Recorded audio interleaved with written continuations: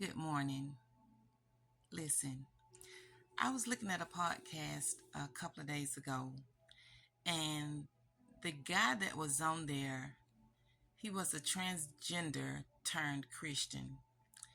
And he made a statement that really touched my heart, and I've just been thinking about it. What he said was, how can God put a purpose on an identity that he didn't give you? And he was talking about he kept asking God, what am I supposed to be doing? God, lead me into where I'm supposed to go. But because he had changed his identity, he said, how can you expect God to put a purpose, I'm going to even say, on something that he didn't create, on something that he hasn't ordained? And so it made me think about Jeremiah 29:11 when it says, before you was formed in your mother's womb, I knew you. He said, I ordained you and I set you aside as a prophet to the nations. God already had our destinies already ordained for us before we was formed in our mother's womb.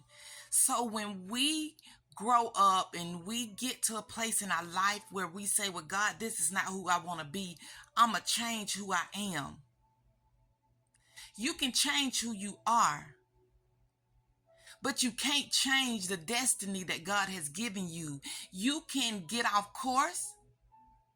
You can do things opposite of what it is that God has ordained you to do.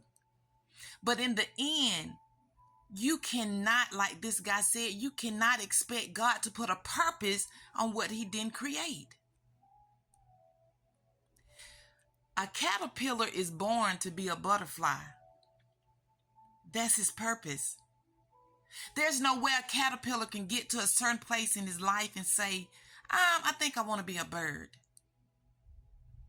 Then what'll happen to that caterpillar is that the process that God created that caterpillar to go through will be canceled.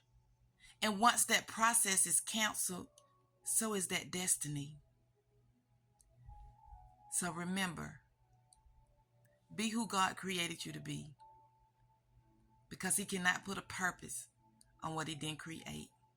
God bless you.